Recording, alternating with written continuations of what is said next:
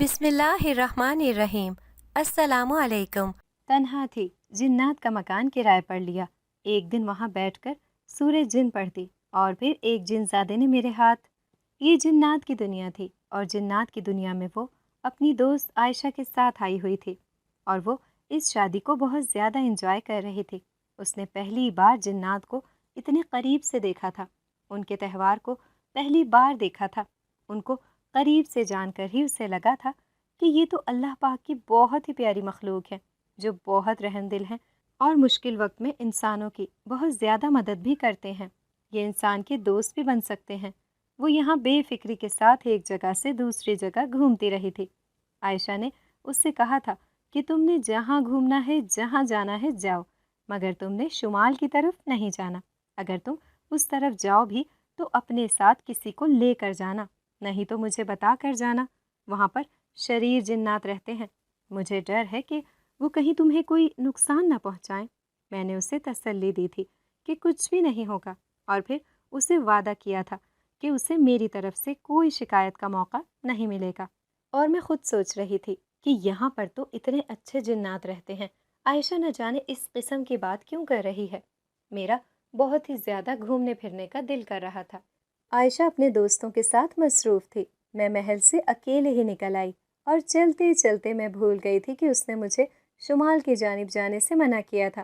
جب میں نے اس کی طرف دیکھا تو ہر طرف ہریالی ہی ہریالی تھی۔ یہ بہت ہی خوبصورت علاقہ تھا۔ میں یہ سوچ رہی تھی کہ نہ تو عائشہ مجھے کبھی اس طرف لے کر آئی ہے، نہ ہی کوئی اور جن زادی۔ یہ کتنا خوبصورت علاقہ ہے۔ میں اس کی خوبصورتی کے سحر میں کھو گئی تھی اور پھر میں اس میں گھوم پھر کر دیکھنے لگی تھی۔ اس میں خوبصورت رنگ برنگے پھول لگے ہوئے تھے جو میں نے اپنی زندگی میں نہیں دیکھے تھے، اور ایسے ایسے پھلدار درخت تھے جن کا ذائقہ میں نے زندگی میں نہیں چکھا تھا کہ اچانک سے میرے ساتھ ایسا کچھ ہوا کہ میں اپنی جگہ سے ہل کر رہ گئی تھی۔ میں جس جگہ پر کھڑی تھی وہاں سے زمین پھٹ گئی تھی اور میں زمین کے اندر دھس گئی تھی، اور میں تو ایک دم سے جیسے دوسری دنیا میں آ گئی تھی۔ یہ بہت عجیب و غریب دنیا تھی۔ یہاں پر مجھے کوئی بھی جاندار چیز یا انسان نظر نہیں آ رہا تھا۔ پھر اپنی سوچ پر خود کو سرزنش کی کہ جنات کی دنیا میں انسان کا کیا کام؟ جنات کی دنیا میں مجھے کوئی انسان کیسے نظر آ سکتا تھا؟ مگر یہاں پر تو ہر طرف سوکھے کانٹے، سوکھے درخت تھے، کہیں بھی ہریالی نظر نہیں آ رہی تھی۔ اور تھوڑا سا آگے چلنے کے بعد مجھے ایک عجیب و غریب مخلوق نظر آنے لگی تھی۔ یہ جانور تھے اور یہ بہت ہی سوکھے ہوئے کمزور تھے۔ ان کے جسم کی ہڈیاں باہر نکلی ہوئی تھیں اور یہ ادھمری حالت پر زمین پر پڑے ہوئے تھے۔ مجھے دیکھ کر ان کی آنکھوں میں عجیب سی چمک آ گئی اور وہ بجلی کی طاقت سے اپنی جگہ سے اٹھ کھڑے ہوئے۔ وہ سب جانور جو تعداد میں بہت ہی زیادہ تھے، وہ سب مجھ پر حملہ کرنے کے لیے تیار ہو گئے۔ یہ دیکھ کر میری آنکھیں پھٹی کی پھٹی رہ گئی تھیں۔ میں بھاگنے لگی تھی، وہ جانور میرے پیچھے لگ گئے تھے۔ وہ دیکھنے میں تو بہت ہی زیادہ سوکھے سڑے تھے، مگر ان میں جیسے بجلی کی طاقت تھی۔ وہ بہت تیزی کے ساتھ میرے پیچھے بھاگ رہے تھے۔ جب میں نے پیچھے مڑ کر دیکھا تو وہ جانور بہت زیادہ تعداد میں بڑھ چکے تھے۔ ایسا لگتا تھا جیسے وہ مجھ پر بس حملہ کرنے کے لیے تیار ہی ہیں۔ ابھی ان میں اور مجھ میں چند قدموں کا فاصلہ رہ چکا تھا۔ میں زور زور سے اپنی مدد کے لیے عائشہ کو پکارنے لگی۔ میں ایسی موت مرنا نہیں چاہتی تھی۔ میں زور زور سے اللہ کو پکارنے لگی تھی، اللہ پاک جی آج مجھے بچا لیں۔ مجھے یاد آیا عائشہ نے مجھے منع کیا تھا کہ تم نے کسی بھی صورت شمال کی طرف نہیں جانا، اور میں شمال کی طرف چلی گئی تھی، اور اب یہ علاقہ تو ان لوگوں کے لیے ممنوع تھا۔ نہ جانے وہ میری مدد کے لیے آتی ہے یا نہیں۔ ابھی میں سوچ ہی رہی تھی کہ ایک دم سے اوپر سے رسی نیچے کی طرف آئی۔ یہ رسی عام رسیوں سے ہٹ کر تھی، وہ بہت ہی زیادہ مضبوط تھی۔ مجھے عائشہ کی آواز آئی کہ اس رسی کو پکڑ کر اوپر آ جاؤ۔ میں نے رسی کو پکڑا تو کوئی مجھے اوپر کی جانب کھینچنے لگا۔ اتنے میں وہ تمام جانور بھی پہنچ چکے تھے اور وہ مجھے نیچے کی جانب کھینچنے لگے تھے۔ وہ تعداد میں بہت ہی زیادہ تھے۔ موت مجھے اپنی آنکھوں کے سامنے ناچتے ہوئے نظر آ رہی تھی۔ مجھے ایسا لگ رہا تھا جیسے میں نیچے گر جاؤں گی۔ یہ جانور پوری طاقت سے رسی کو نیچے کی جانب کھینچ رہے تھے۔ ان جانوروں میں بھی بہت زیادہ طاقت تھی۔ اچانک سے رسی ٹوٹ گئی اور میں نیچے گر گئی۔ میں زمین سے ابھی اوپر ہی تھی کہ مجھے کسی نے پکڑ لیا اور اوپر کی جانب لے کر اڑنے لگا۔ یہ ایک پرندہ تھا اور وہ بہت تیزی سے اوپر کی جانب بڑھ رہا تھا۔ اب میں اس کنویں سے باہر نکل آ چکی تھی اور جب میں باہر آئی تو عائشہ مجھے پکڑ کر تیزی سے اس علاقے سے نکل آئی اور مجھے غصے سے ڈانٹنے لگی کہ جب میں نے تمہیں منع کیا تھا کہ تم نے اس علاقے میں نہیں جانا تو تم وہاں پر کیوں گئی؟ یہ سن کر میں شرمندہ ہو گئی۔ میں نے کہا کہ مجھے یہ علاقہ بہت پسند آیا تھا اور میں اس کی خوبصورتی دیکھ کر کھو گئی تھی، اس وجہ سے میں تمہاری تنبیہ کو بھی بھول گئی تھی کہ تم نے مجھے یہاں پر جانے سے منع کیا تھا۔ عائشہ مجھے لے کر اپنے محل میں آ گئی تھی۔ اس نے مجھے بتایا تھا کہ وہ علاقہ ممنوع اس لیے ہے کہ وہاں پر شریر جنات رہتے ہیں۔ وہ جنات کے ساتھ ساتھ انسانوں کو بھی بہت زیادہ تنگ کرتے تھے، انہیں نقصان پہنچاتے تھے، اس لیے ان میں اور اچھے جنات میں حدود بندی کر دی گئی ہے۔ اگر کوئی اچھا جن اس طرف بھی جاتا ہے تو اسے واپس نہیں کرتے، اسے ختم کر دیتے ہیں، اور اگر ان جنات میں سے کوئی ہماری طرف آ جاتے ہیں تو ہم اس کی تبلیغ کرتے ہیں، اس کی تربیت کرتے ہیں، اسے اچھا بنانے کی کوشش کرتے ہیں۔ اگر تو وہ اچھائی کو اختیار کر لیتا ہے تو ہم اسے چھوڑ دیتے ہیں، مگر وہ اپنی برائی کی روش پر قائم رہتا ہے تو پھر ہم بھی اسے ختم کر دیتے ہیں۔ باتیں میرے لیے بھی بہت انوکھی تھیں اور یہ دنیا بھی میرے لیے بہت انوکھی تھی۔ میرا نام جویریہ ہے اور میری کہانی کچھ اس طرح سے شروع ہوتی ہے۔ جب میری آنکھ کھلی تھی میں نے اپنے پاس اپنی ماں کے علاوہ اور کوئی رشتہ بھی نہیں دیکھا تھا۔ ایک اپنی ماں کو میں جانتی تھی، اس کے علاوہ میں اور کسی بھی رشتے سے آگاہ نہیں تھی۔ وہ لوگوں کے گھر میں کام کر کے میرا اور اپنا پیٹ پالتی تھی اور ہم لوگ ایک کرائے کے گھر میں رہتے تھے۔ میں اکثر اپنی ماں سے پوچھتی تھی کہ لوگوں کے تو اتنے سارے رشتہ دار ہوتے ہیں، میرا دنیا میں کوئی بھی نہیں۔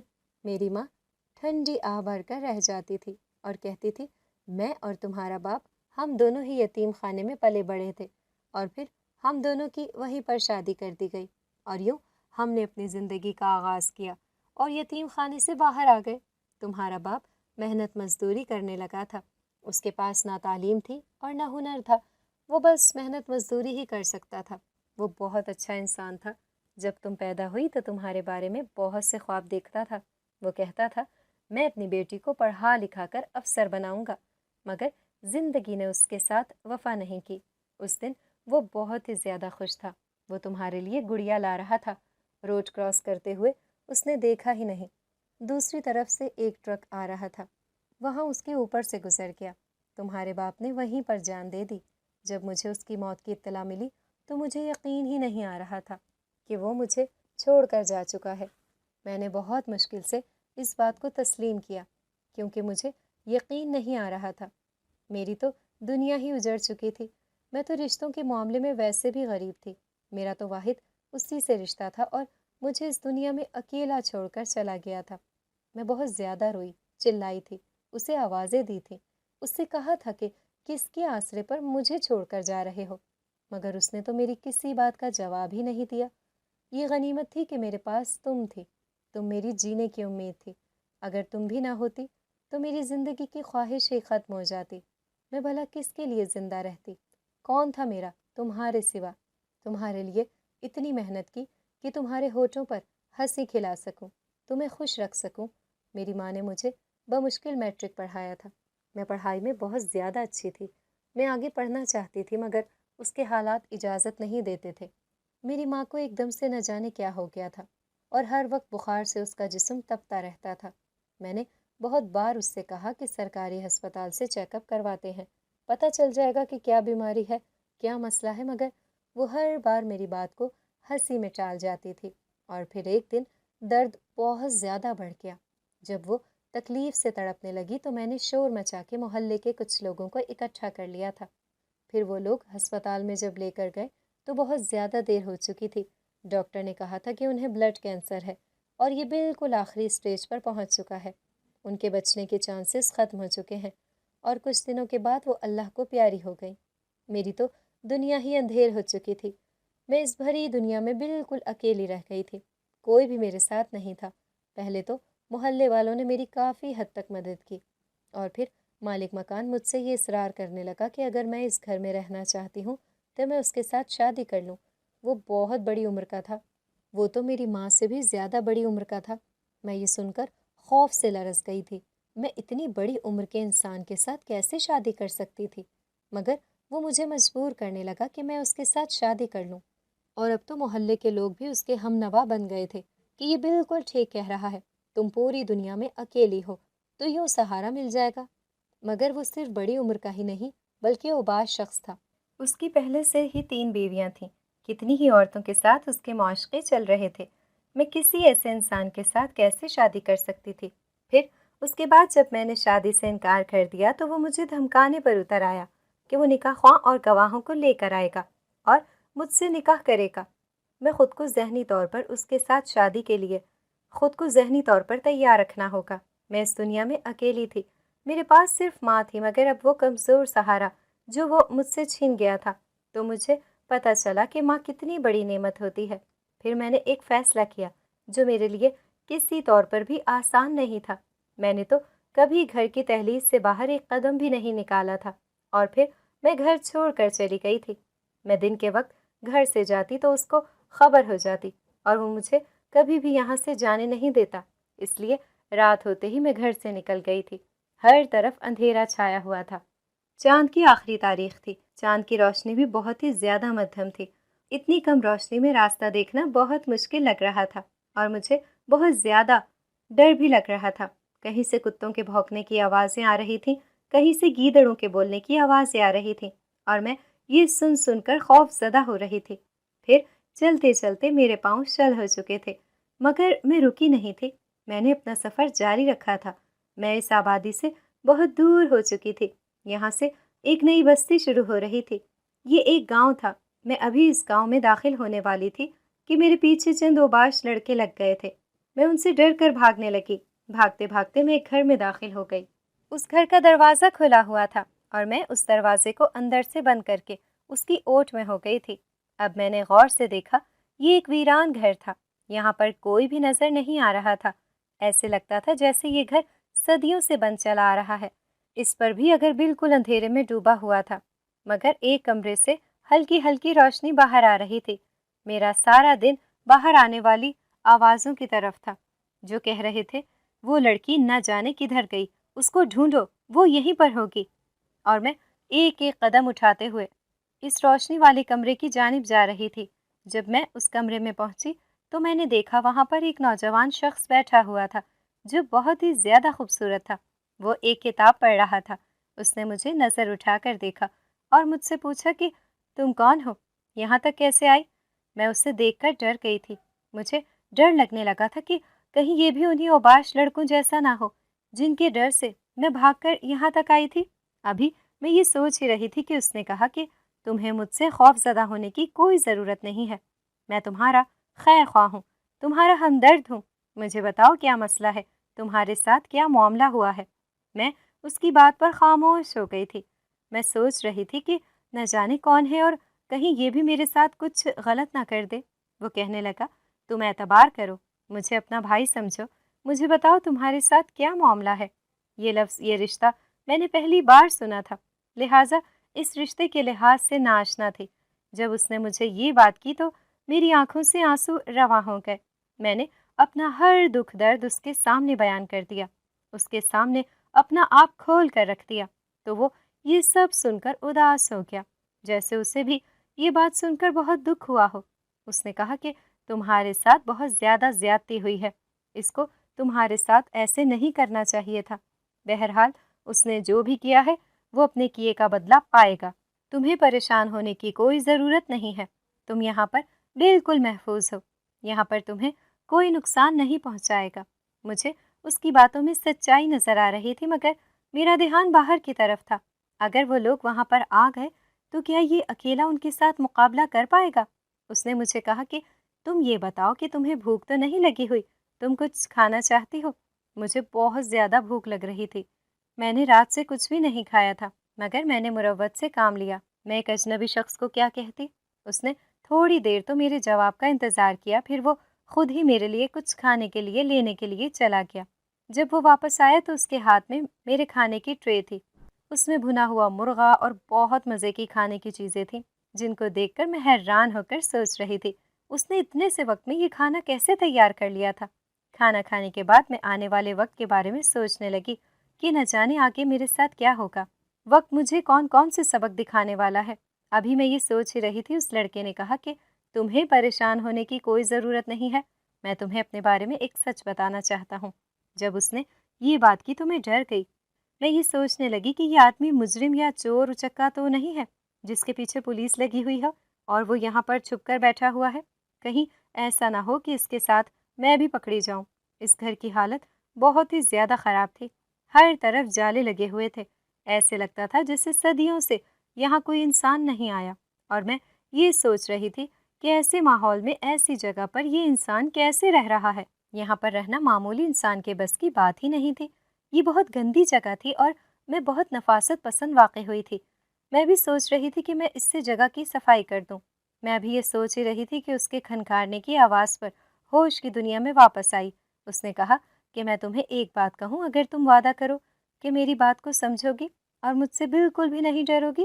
میں دل ہی دل میں حیران ہو گئی اور میں نے اس سے کہا کہ جو بھی بات ہے مجھے بتاؤ۔ اب میرے ساتھ ایسے حالات گزر چکے ہیں کہ میں نے حیران اور پریشان ہونا چھوڑ دیا ہے۔ وہ کہنے لگا کہ میں ایک انسان نہیں ہوں بلکہ میں ایک جن ہوں، اور یہاں پر ہمارا پورا خاندان آباد ہے۔ ہم کئی سالوں سے اس گھر میں رہ رہے ہیں۔ اگر ہم نے آج تک کبھی کسی انسان کو تنگ نہیں کیا، کبھی بھی کسی انسان کو کسی قسم کی کوئی تکلیف نہیں پہنچائی، بلکہ جہاں تک ممکن ہو سکا ہے ہم نے انسانوں کی مدد کی ہے۔ مجھے یہ بات سن کر بہت زیادہ حیرانگی ہو رہی تھی، مگر میں نے تو سنا تھا کہ جنات بہت ہی زیادہ ڈراؤنے ہوتے ہیں، انسانوں کے دشمن ہوتے ہیں، انسانوں کو تنگ کرتے ہیں، اور میں نے تو ایک لڑکی کو دیکھا تھا جس پہ ایک جن عاشق تھا، وہ اس کو بہت زیادہ تکلیف دیتا تھا، اس کو بہت زیادہ تنگ کرتا تھا۔ وہ لڑکی درد سے تڑپتی رہتی تھی، روتی رہتی تھی۔ مجھے اس لڑکی کو دیکھ کر بہت زیادہ دکھ ہوتا تھا، اس لیے مجھے جنات سے بہت زیادہ نفرت ہو چکی تھی کہ میں جنات کو بہت غلط سمجھ رہی تھی۔ اس نے مجھے کہا کہ دنیا میں جس طرح ہر قسم کے اچھے برے انسان ہوتے ہیں، جیسے تمہیں زندگی میں اچھے اور برے ہر قسم کے انسان ملے ہوں گے، اسی طرح جنات میں بھی اچھے اور برے دونوں طرح کے جنات ہوتے ہیں، اچھے بھی ہوتے ہیں اور کچھ برے بھی ہوتے ہیں، مگر ہم نے آج تک کبھی کسی کے ساتھ برائی نہیں کی، آج تک جس کسی کی بھی مدد کی ہے اور اسے دعا سمیٹی ہے، اور تمہارے ساتھ بھی کچھ غلط نہیں ہوگا۔ تو میں نے تو تمہیں اپنی بہن بولا ہے، اور اپنی بہن کے ساتھ کوئی کچھ برا کیسے کر سکتا ہے؟ بات سن کر میری آنکھوں میں آنسو آ گئے تھے۔ میں بہت زیادہ جذباتی ہو چکی تھی۔ میں خود کو بہت خوش قسمت سمجھنے لگی تھی جس کو اتنا ہمدرد جن بھائی کی صورت میں ملا تھا۔ اور پھر میں نے اس جن سے کہا، مجھے آپ نے ابھی تک اپنا نام نہیں بتایا، اور آپ نے تو کہا تھا کہ یہاں پر آپ کا پورا خاندان آباد ہے، تو آپ کا خاندان کہاں ہے؟ آپ کے خاندان میں سے کوئی بھی نظر نہیں آ رہا۔ وہ کہنے لگا، میرا نام جبران ہے اور میرا خاندان قبیلے جنات میں ایک شادی پر گیا ہوا ہے۔ مجھے شادی جیسے تہواروں پر جانا پسند نہیں ہے، اس لیے میں ایسی جگہوں پر نہیں جاتا۔ میں زیادہ تر تنہا رہتا ہوں اور تنہائی پسند کرتا ہوں۔ میں اس کمرے کو دیکھ رہی تھی، بہت زیادہ گندا ہو رہا تھا۔ اس نے کہا، میرا خاندان کافی عرصے سے شادی پر گیا ہوا ہے، اس لیے یہاں پر کسی نے بھی صفائی نہیں کی۔ پھر اس نے مجھے مزید بتایا کہ یہ جگہ گاؤں سے باہر ہے، یہاں پر ویسے جنگل ہے اور یہ گھر عام لوگوں کی نگاہوں سے پوشیدہ ہے۔ یہاں پر تمہیں میں نے دور سے ہی دیکھ لیا تھا، جب وہ لڑکے تمہارے پیچھے لگے ہوئے تھے، تب میں نے اس گھر کو تم پر ظاہر کر دیا تھا اور اس دروازے کو تمہارے لیے کھول دیا تھا تاکہ تم اس کے اندر آ جاؤ۔ تم اس گھر میں بالکل ہر طرح سے اور محفوظ ہو، یہاں پر تمہیں کسی قسم کی کوئی تکلیف نہیں ہوگی، کوئی تمہیں نقصان نہیں پہنچائے گا، تم میرے خاندان کے ساتھ بہت خوش باش رہو گی۔ میں نے اسے کہا کہ میں اس دنیا میں بالکل اکیلی ہوں، میرے ساتھ صرف میری ماں کا رشتہ تھا، اور کچھ دن پہلے وہ رشتہ بھی مجھ سے ختم ہو گیا اور میں اب بالکل اکیلی رہ گئی ہوں۔ اس نے کہا کہ تم اکیلی نہیں ہو، ہم سب تمہارے ساتھ ہیں، میں ہمیشہ تمہارا ساتھ دوں گا۔ تم مجھے بتاؤ تم کیا کرنا چاہتی ہو، میں تمہاری ہر خواہش پوری کروں گا، تم جو کہو گی تمہیں وہ کر کے دوں گا۔ اگر تم اس مالک مکان سے انتقام لینا چاہتی ہو تو میں اس کو ایسا سبق سکھاؤں گا تاکہ وہ آئندہ کسی اور مجبور لڑکی کے ساتھ ایسا کرنے کے بارے میں سوچ بھی نہ سکے۔ میں پوری رات کی جاگی ہوئی تھی اور پوری رات پیدل سفر کرنے کی وجہ سے میں بہت زیادہ تھک چکی تھی، اس لیے مجھ پر نیند غالب آ رہی تھی، اور اس جن زادے نے کہا کہ تم سو جاؤ، اور پھر میں اپنے بستر پر وہیں پر سو گئی تھی۔ دوسری طرف جب مالک مکان نکاح خواں اور کچھ گواہوں کو لے کر اس گھر میں گیا تو میں آگے سے غائب ہو چکی تھی۔ مجھے ہر جگہ ڈھونڈا، اپنے آدمیوں کو کہا کہ وہ مجھے ہر جگہ پر تلاش کریں، مگر میں تو ایک بہت ہی محفوظ جگہ پر پہنچ چکی تھی، جس جگہ کے بارے میں اس کی خواب و خیال میں بھی نہیں تھا۔ تو وہ مجھ تک کیسے پہنچ سکتا تھا؟ میں مزے سے خواب خرگوش کے مزے لے رہی تھی اور وہ مجھے پاگلوں کی طرح ڈھونڈ رہا تھا۔ اس نے جگہ جگہ آدمیوں کو میرے پیچھے لگا دیا تھا کہ ہر حال میں اس لڑکی کو ڈھونڈ کر لاؤ، مگر اس کے آدمی مجھے ڈھونڈنے میں ناکام رہے تھے۔ میں ان کی نگاہوں سے اوجھل تھی۔ اگر وہ اس گاؤں تک اس جنگل میں آ بھی جاتے تو بھی مجھے نہیں ڈھونڈ سکتے تھے۔ دوسرے دن جب میں سو کر اٹھی، مجھے ایسے لگ رہا تھا جیسے پورے گھر میں چہل پہل سی ہے۔ وہاں پر چھوٹے بڑے ہر سائز کے بچے تھے اور بہت سی لڑکیاں، عورتیں، مرد، نوجوان، لڑکے لڑکیاں تھے۔ یہ بظاہر دکھنے میں انسان ہی تھے۔ رہن سہن، ان کا اٹھنا بیٹھنا، ان کا کھانا پینا، سب کچھ انسانوں کی طرح ہی تھا۔ مجھے کبھی کبھی یہ بات بالکل بھی محسوس نہیں ہوتی تھی کہ میں انسانوں میں نہیں بلکہ جنات میں رہ رہی ہوں۔ مجھے ان لوگوں کے ساتھ رہتے ہوئے اپنے سارے غم دکھ درد بھولنے لگے تھے، بلکہ اب تو ان لوگوں کے کہنے پر میں نے اپنی پڑھائی کا سلسلہ بھی شروع کر دیا تھا۔ میں نے بہت ٹائم بعد پڑھائی کو چھوڑے رکھا تھا۔ اب مجھے پڑھنا بہت ہی زیادہ مشکل لگتا تھا۔ میری ہی عمر کی ایک جن زادی تھی جو ایک کالج میں پڑھتی تھی، اس کا اصرار تھا کہ میں بھی اس کے ساتھ اس کے کالج میں داخلہ لے لوں۔ وہاں پہ لڑکے اور لڑکیاں دونوں پڑھتے تھے۔ یہ کالج شہر میں تھا اور اس کے اصرار پر مجھے ماننا ہی پڑا۔ شروع میں تو مجھے بہت ہی زیادہ مشکل ہوئی کہ میں نے بہت ٹائم کے بعد پڑھائی دوبارہ سے شروع کی تھی، مگر پھر آہستہ آہستہ میں پڑھائی کی عادی ہوتی چلی گئی۔ اب مجھے پڑھائی بالکل بھی مشکل نہیں لگتی تھی، بلکہ مجھے پڑھنا بہت ہی زیادہ آسان لگتا تھا۔ میں اور عائشہ دونوں ایک ساتھ رہتے تھے۔ عائشہ ہمیشہ نقاب میں رہتی تھی۔ انہی دنوں ہمارے کالج میں ایک نیا لڑکا آیا تھا۔ وہ ایک بہت ہی اوباش لڑکا تھا۔ ایک دن نہ جانے کیسے اس کی نظر مجھ پر پڑ گئی اور وہ میرے پیچھے پڑ گیا۔ وہ ہر وقت میرے آگے پیچھے پھرتا رہتا تھا اور مجھے اس کی حرکتیں زہر لگتی تھیں۔ عائشہ اپنی دوست کی شادی پر جنات کی دنیا میں اپنی ایک دوست کی شادی پر گئی ہوئی تھی اور جبران اپنی دنیا میں کسی ضروری کام سے گیا ہوا تھا۔ وہ ایک ضروری عمل کرنے میں مصروف تھا۔ اس عمل کو کرنے سے اس کی طاقتوں نے بہت زیادہ بڑھ جانا تھا۔ وہ بہت طاقتور اور ناقابل تسخیر قوت بن جاتا، کیونکہ یہ عامل حضرات اس کے پیچھے پڑے ہوئے تھے، اس کو قید کرنے کی خواہش رکھتے تھے۔ ان سب لوگوں نے جان چھڑانے کے لیے یہ عمل کرنے لگا۔ ان سب لوگوں سے جان چھڑانے کے لیے وہ یہ عمل کرنے لگا تھا۔ یہ بہت ہی زیادہ خطرناک تھا۔ اس عمل کے دوران اس نے کسی کے ساتھ بھی کلام نہیں کرنا تھا۔ اگر وہ انتہائی مجبوری کے عالم میں بھی کسی کے ساتھ کلام کر دیتا تو اس کا عمل الٹا پڑ سکتا تھا اور اسے ناقابل تلافی نقصان اٹھانا پڑ سکتا تھا۔ اس کے عمل مکمل ہونے میں صرف چند ہی دن رہ گئے تھے جب اسے پتہ چلا تھا کہ میں مشکل میں ہوں اور اسے اپنی مدد کے لیے پکار رہی ہوں، مگر وہ مجبور تھا، وہ میری مدد کو نہیں آ سکتا تھا۔ میں اس دن کالج میں اکیلی گئی تھی جب وہ اوباش لڑکا میرے سامنے آ گیا تھا اور میرے ساتھ بدتمیزی کرنے لگا تھا۔ مجھے اس رویے پر بہت ہی زیادہ غصہ آ گیا تھا۔ نہ جانے کیسے اچانک سے میرا ہاتھ اٹھ گیا اور اس کو میں نے تھپڑ مار دیا۔ اس کو مجھ پر بہت ہی زیادہ غصہ آ گیا تھا۔ وہ مجھے دھمکیاں دینے لگا کہ اب وہ مجھے نہیں چھوڑے گا، مجھ سے اپنی بے عزتی کا انتقام لے گا، مگر میں نے اس کی سنی انسنی کر دی۔ مجھے یقین تھا کہ کچھ بھی نہیں کر سکتا، وہ میرا کیا بگاڑ سکتا تھا۔ جنات کے ساتھ رہتی تھی، میرے جنات کے ساتھ تعلقات تھے، جنات کے ساتھ دوستی تھی۔ ایسے میں کوئی انسان مجھے کیسے کوئی نقصان پہنچا سکتا تھا؟ جو مجھے نقصان پہنچانے کی کوشش کرتا اس کا اپنا انجام برا ہو سکتا تھا۔ میں بس میں بیٹھ کر کالج سے گھر آتی اور جاتی تھی۔ جب عائشہ میرے ساتھ ہوتی تھی تو مجھے گاڑی کی ضرورت نہیں پڑتی تھی۔ وہ چٹکی بجا کے مجھے کالج سے گھر اور پھر گھر سے کالج میں پہنچا دیا کرتی تھی اور روڈ تک میں بس میں آتی جاتی تھی اور اس کے بعد جنگل تک میں پیدل سفر کرتی تھی۔ عائشہ ابھی تک اپنی جنات کی دنیا سے واپس نہیں آئی تھی اور ابھی تک میں اکیلے ہی آتی جاتی تھی۔ اس دن بھی میں گھر آ رہی تھی تو بس میں کھڑکی کے پاس بیٹھی ہوئی تھی۔ مجھے مسلسل ایک گاڑی بس کے پیچھے آتی ہوئی دکھائی دے رہی تھی۔ میں نے اسے نظر انداز کر دیا۔ میرے ذہن میں کسی طرح کی بھی کوئی بات نہیں آئی تھی اور جب میں جنگل میں داخل ہوئی تو مجھے اپنے پیچھے قدموں کی آواز سنائی دی۔ ایسا میرے ساتھ کبھی بھی نہیں ہوا تھا۔ جب میں نے پیچھے مڑ کر دیکھا تو میرے پیچھے 4-5 لڑکے آ رہے تھے۔ اس سے پہلے میں کچھ سمجھتی مجھ پر حملہ کر دیا اور مجھے کوئی چیز سنگھا دی جس سے میں بے ہوش ہو گئی تھی۔ میں نہ جانے کتنا وقت تک بے ہوش رہی۔ جب میری آنکھ کھلی تو میں ایک کمرے میں بند تھی۔ یہ ایک چھوٹا سا تنگ کمرہ تھا جو اندھیرے میں ڈوبا ہوا تھا۔ کسی قسم کی کوئی کھڑکی نہیں تھی، کوئی روشنی نہیں تھی کہ کوئی لکیر ہی کمرے میں آ جاتی۔ یہاں پر گہرا اندھیرا تھا۔ میں نے ہاتھ پاؤں جب چلانے شروع کیے تو مجھے کچی مٹی محسوس ہوئی۔ میں اٹھ کر بیٹھ گئی اور چاروں طرف ہاتھ مارنے لگی۔ مجھے یہ جان کر رونگٹے کھڑے ہو گئے تھے۔ اپنا شک دور کرنے کے لیے جب میں نے کھڑے ہونے کی کوشش کی تو میرا سر کسی سخت چیز کے ساتھ ٹکرا گیا اور مجھ پر یہ انکشاف ہوا کہ میں کسی کمرے میں نہیں تھی، بلکہ میں تو شاید زمین میں کسی قبر میں بند تھی۔ میں زندہ ہو کر بھی قبر میں قید تھی۔ میرا خوف سے برا حال ہو گیا تھا۔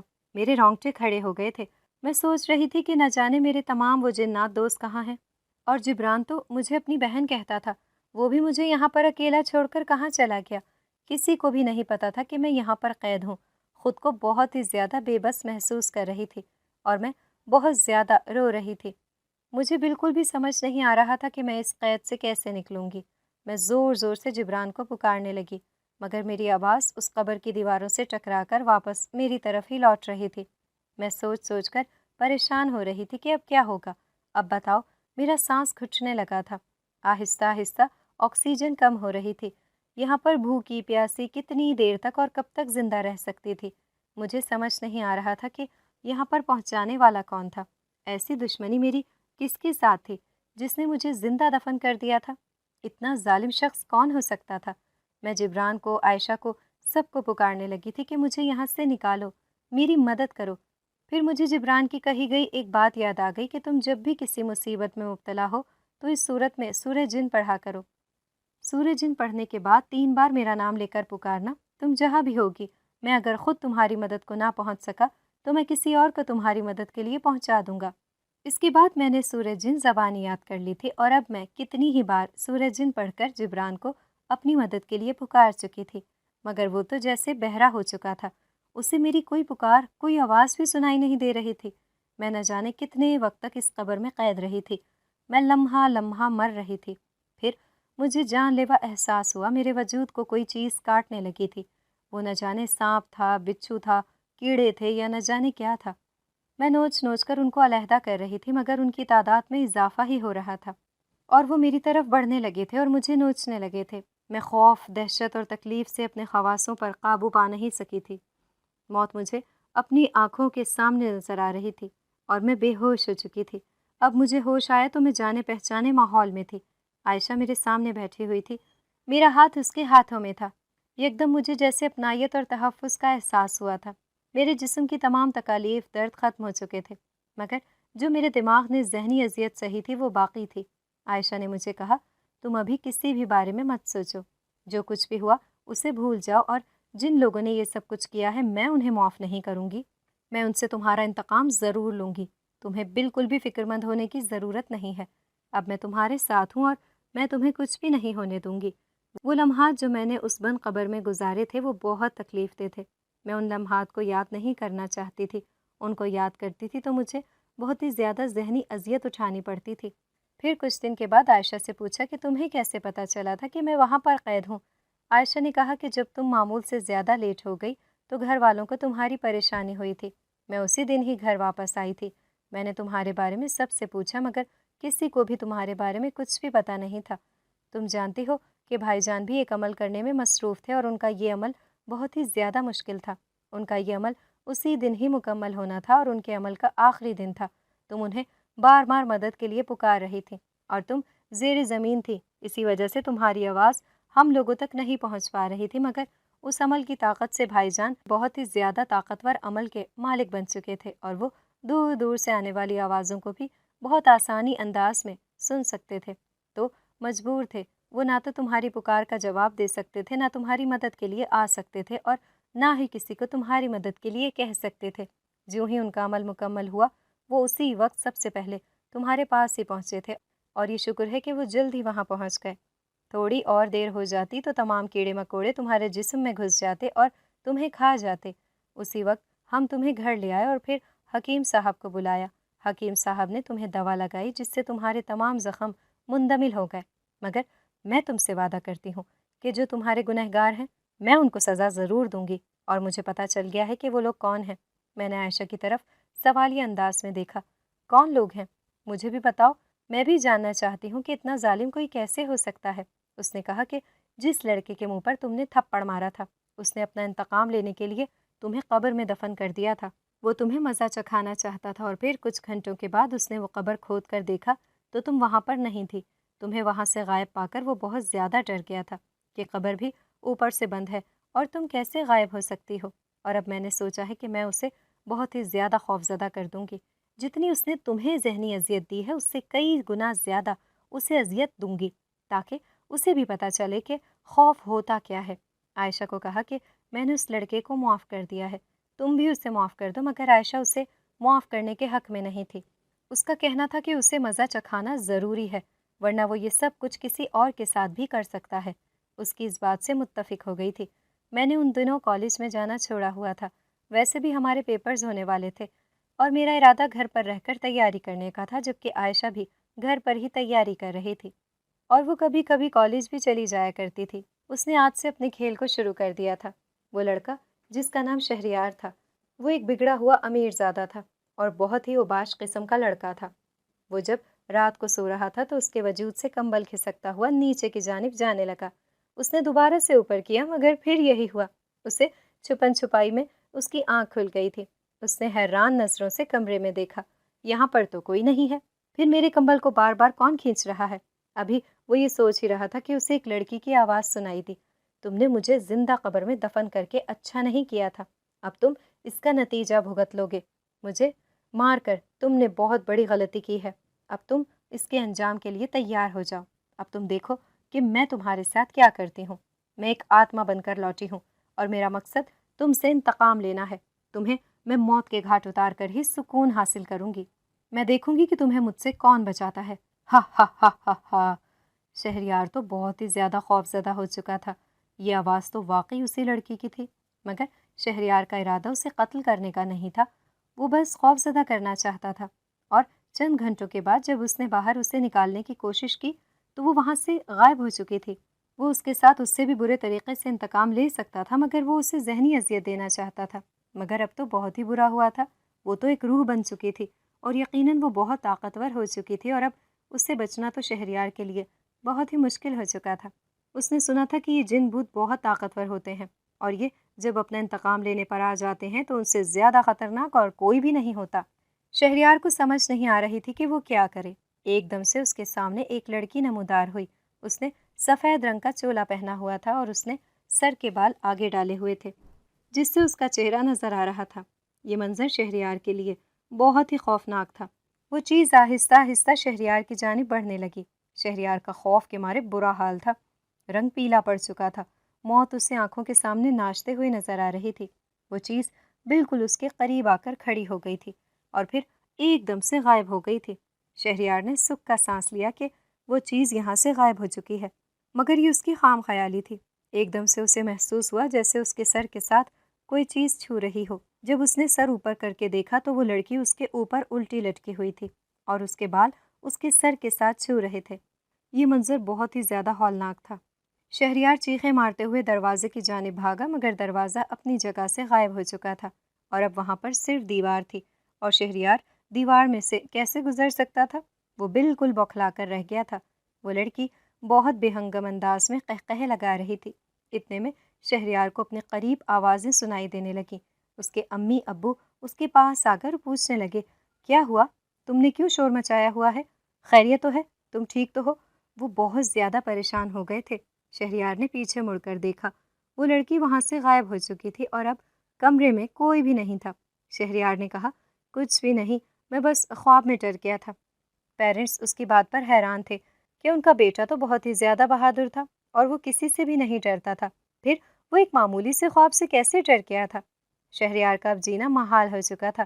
وہ جب بھی تنہا ہوتا تھا وہ لڑکی اس کے سامنے آ جاتی تھی اور اسے بہت ہی زیادہ خوف زدہ کر دیتی تھی۔ وہ روتا تھا، اس کے آگے گڑ گڑاتا تھا کہ اس سے غلطی ہو گئی ہے، وہ اسے معاف کر دے، مگر وہ لڑکی اسے معاف کرنے پر بالکل بھی تیار نہیں تھی۔ ایک دن شہریار سو رہا تھا جب اس کی آنکھ کھلی۔ کمرے میں اندھیرا تھا، مگر اب کمرے میں اور اس روشنی میں اسے جو منظر نظر آیا وہ اسے بہت ہی زیادہ خوف زدہ کر گیا تھا۔ وہ چھت پر الٹی چل رہی تھی اور اس کے بال زمین کو چھو رہے تھے۔ یہ منظر شہریار کو بہت خوف زدہ کر گیا تھا۔ وہ ایک دم سے اس کے سامنے سیدھی کھڑی ہو گئی اور اسے کہنے لگی، اگر میں تمہیں کچھ دیر کے لیے زندہ قبر میں بند کر دوں تو تمہیں کیسا لگے گا؟ یہ سوچ کر ہی شہریار کو جھرجھری سی آ گئی اور وہ خوف زدہ ہو گیا کہ کہیں یہ لڑکی اپنی اس بات پر عمل نہ شروع کر دے۔ وہ اس کی بہت منتیں کرنے لگا، تم مجھے معاف کیوں نہیں کر دیتی؟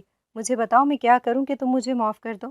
لڑکی کہنے لگی، تم نے مجھے معاف کیا تھا، میرا اتنا بڑا قصور نہیں تھا جتنی زیادہ تم نے مجھے سزا دی۔ تم نے مجھ پر رحم کیا نہیں نا، تو پھر میں کیسے تم پر رحم کروں؟ چلو آؤ، میں تمہیں ایک نئی دنیا کی سیر کرواتی ہوں۔ شہریار بہت ہی زیادہ ڈر گیا تھا۔ وہ اٹھ کر دروازے کی جانب بھاگنے لگا تھا جب اسے ایک زوردار جھٹکا لگا اور اس کی آنکھیں بند ہو گئیں۔ جب اس کی آنکھیں کھلی تو ایک صحرا میں کھڑا تھا۔ دور دور تک کوئی بھی انسان نظر نہیں آ رہا تھا۔ تپتی دوپہر کا منظر تھا، سورج سر پر چلا رہا تھا۔ دھوپ بہت ہی زیادہ تیز تھی جو جسم کو جھلسا رہی تھی۔ چند قدم چلنے سے ہی شہریار کو پیاس محسوس ہونے لگی تھی اور پیاس کی شدت سے اس کے حلق میں کانٹے اگنے لگے تھے۔ وہ چلتے چلتے کافی دور نکل آیا تھا، مگر وہ یہ دیکھ کر حیران رہ گیا کہ چاروں طرف صرف ریت ہی ریت تھی، مگر یہاں سے نکلنے کا کوئی راستہ نظر نہیں آ رہا تھا۔ اسے پیاس لگ رہی تھی، اسے ایسے محسوس ہوا جیسے اس سے کچھ فاصلے پر پانی موجود ہے۔ چلنے لگا، چلتے چلتے اس کے پاؤں شل ہونے لگے، مگر پانی کا دور دور تک نام و نشان تک نہیں تھا۔ اسے کہیں بھی پانی نظر نہیں آ رہا تھا۔ وہ بہت ہی زیادہ گھبرا گیا تھا کہ اب کیا کرے۔ پیاس کی شدت تھی کہ وہ بڑھتی ہی جا رہی تھی۔ اتنے میں اسے ایسے محسوس ہوا جیسے ریت اپنی جگہ سے ہٹ رہی ہو۔ جب اس نے دیکھا کہ ریت میں سے ایک مکلی کی شکل کا عجیب و غریب جانور نکل رہا ہے جو اس کی جانب حملہ کرنے کو تیار ہے، تو اسے چلنا محال لگ رہا تھا، مگر پھر اسے بھاگنا پڑا تھا۔ وہ بہت مشکل سے بھاگ رہا تھا، مگر تیز تیز بھاگنے لگا۔ بھاگتے بھاگتے وہ گر گیا اور وہ جانور بالکل اس کے قریب پہنچ گیا۔ اس سے پہلے کہ وہ جانور اس پر حملہ کرتا، شہریار نے اپنی آنکھیں خوف سے بند کر لی تھیں۔ جب کافی دیر تک اس کے ساتھ کچھ بھی غیر معمولی نہیں ہوا تو اس نے اپنی آنکھیں کھولیں۔ اب وہ اپنے کمرے میں تھا اور وہ لڑکی بھی وہاں سے غائب ہو چکی تھی۔ شہریار نے سونے کی بہت کوشش کی، مگر وہ رات اسے کانٹوں پر گزارنی پڑی تھی۔ شہریار بہت ہی زیادہ بدل گیا تھا۔ وہ بہت زیادہ وقت مسجد میں گزارنے لگا تھا۔ وہ جو کبھی کبھی نماز پڑھتا تھا اب پنجگانہ نماز پڑھنے لگا تھا، اور اس کا یہ بدلاؤ بہت ہی زیادہ اچھا تھا اور اس کے اخلاق اور عادات میں بھی بہتری آنے لگی تھی۔ اب وہ ایک بہترین انسان کے روپ میں آ گیا تھا۔ عائشہ نے دیکھا کہ وہ بدل گیا ہے تو عائشہ نے بھی اسے تنگ کرنا چھوڑ دیا تھا۔ عائشہ نے یہ بات آ کر مجھے بتائی کہ وہ بہت ہی زیادہ بدل گیا ہے، اب تو بہت ہی زیادہ نیک ہو گیا ہے، اپنا زیادہ تر وقت عبادت میں گزارنے لگا ہے، اللہ کے قریب ہو گیا ہے۔ مجھے بھی بہت خوشی ہوئی تھی کہ اچھا ہوا کہ وہ انسان راہ راست پر آ گیا، اسے اپنی غلطی کا احساس ہو گیا۔ اور پھر عائشہ نے کہا کہ وہ اسے سچ بتانا چاہتی ہے، وہ جب سے نیک ہوا ہے وہ بدل گیا ہے، وہ اپنے آپ کو تمہارا قاتل سمجھنے لگا ہے، وہ خود کو تمہارا گنہگار سمجھنے لگا ہے، اس لیے میں اسے اس شرمندگی کے احساس سے نکالنا چاہتی ہوں، اسے بتانا چاہتی ہوں کہ تم زندہ ہو اور وہ خود کو تمہارا گنہگار نہ سمجھے۔ پھر اس کے بعد عائشہ اس کے سامنے اپنے اصلی روپ میں حاضر ہوئی تھی اور پھر اسے سب کچھ بتا دیا تھا۔ سننے کے بعد اس نے کہا تھا کہ وہ مجھ سے شرمندہ ہے اور وہ مجھے اپنانا چاہتا ہے اور مجھ سے شادی کرنا چاہتا ہے۔ پھر جب اس نے مجھ سے اس سلسلے میں بات کی تو میں نے کہا تمہارے ماں باپ کو اس بات پر اعتراض ہوگا کہ میرے آگے پیچھے کوئی نہیں ہے، میرا کوئی خاندان نہیں ہے، تو وہ کہنے لگا کہ آج سے میں ہی تمہارا خاندان ہوں، تمہیں اس بارے میں فکر مند ہونے کی کوئی ضرورت نہیں ہے، کوئی تمہیں کچھ بھی نہیں کہے گا، تم فالتو کے وہم کو اپنے ذہن سے نکال دو۔ اس کے بعد شہریار نے مسجد میں میرے ساتھ سادگی سے نکاح کیا تھا۔ شادی میں میرے دوست جنات کے خاندان میں سے کوئی بھی اس میں شامل نہیں ہو سکتا تھا کیونکہ وہ ان سب لوگوں کے سامنے حاضر نہیں ہو سکتے تھے، وہ اپنا آپ انسانوں سے پوشیدہ رکھے ہوئے تھے۔ اب میں بھی خوش تھی کہ مجھے نام بھی مل گیا تھا اور مجھے خاندان بھی مل گیا تھا، میرے جتنے بھی وہم تھے سب دور ہو چکے تھے، یہ لوگ واقعی بہت زیادہ اچھے تھے اور مجھے اپنی بیٹی کی طرح ہی سمجھتے تھے۔ اگر آپ کو ہماری آج کی کہانی پسند آئی ہے تو اسے لائک کریں، شیئر کریں اور چینل کو سبسکرائب کرنا مت بھولیے گا تاکہ آپ کو ہر نئی آنے والی ویڈیو کا نوٹیفیکیشن بر وقت ملتا رہے۔